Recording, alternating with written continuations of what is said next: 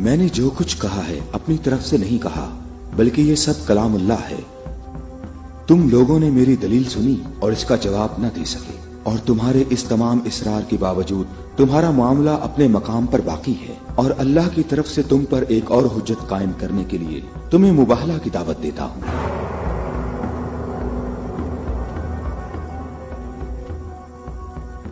مباہلہ؟ ہم دونوں ایک دوسرے پر اللہ کی طرف سے بلائیں نازل ہونے اور اللہ کی لعنت کی بد دعا کریں گے۔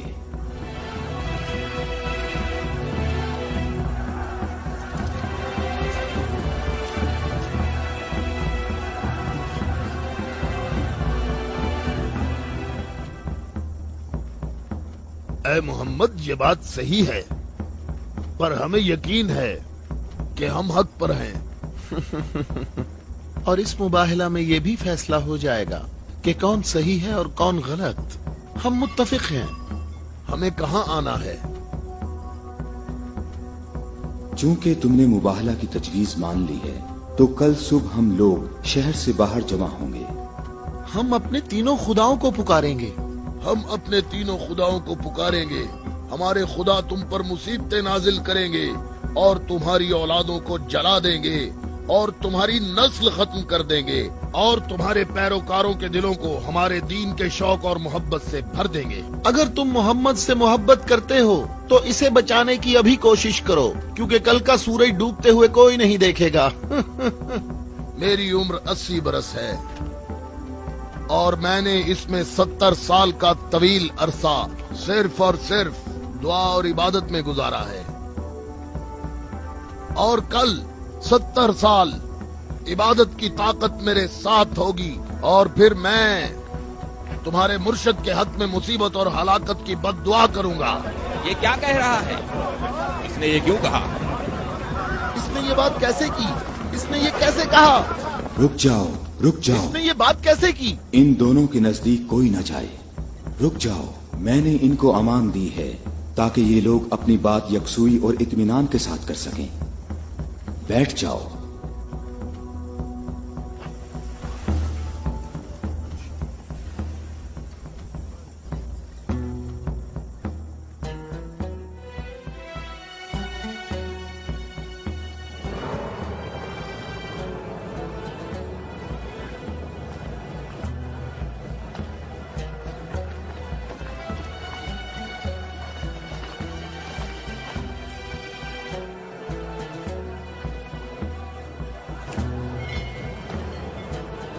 میں تم لوگوں کو نصیحت کرتا ہوں کہ اگر ہم نے محمد پر مصیبت نازل کی تو تم ہمیں قصوروار نہیں ٹھہراؤ گے، کیونکہ محمد نے خود اس کی خواہش کی ہے۔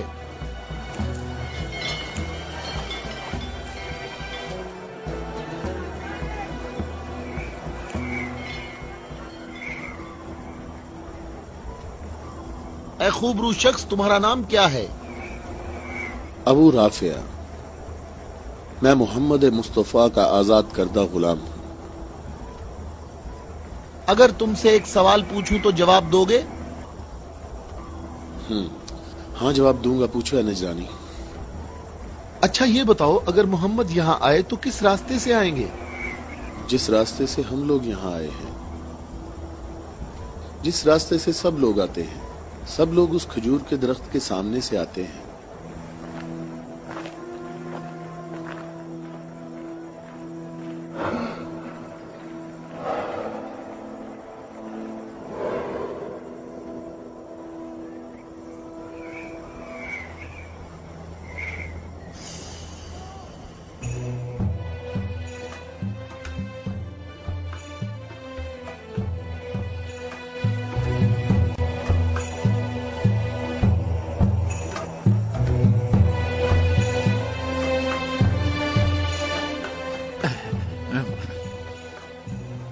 اے ابو رافع، یہ بتاؤ کہ مصیبت کا شکار ہونے محمد کے ساتھ کون لوگ آ رہے ہیں؟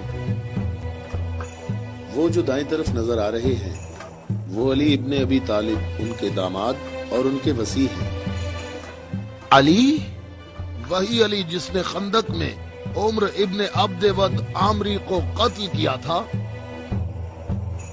हारिस और मरहब को खैबर में।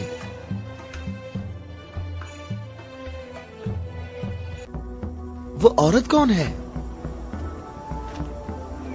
वो रसूल अल्लाह की दुख्तर है। और वो ज़ौजा है अली की। सही कहा, ये फातिमा ज़हरा हैं, जो दोनों जहानों की औरतों की सरदार हैं। जनाबे हम हमारे अंदाजे बिल्कुल गलत साबित हुए। मोहम्मद लश्कर लेकर नहीं आए।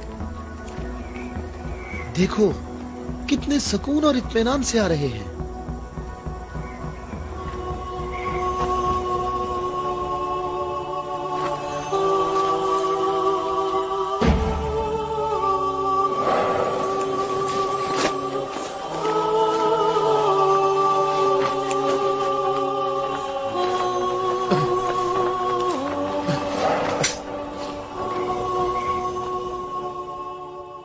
अहम देखो, मोहम्मद अपने खानदान वालों और अजीजों को मुसीबत में मुब्तला होने के लिए ला रहे हैं।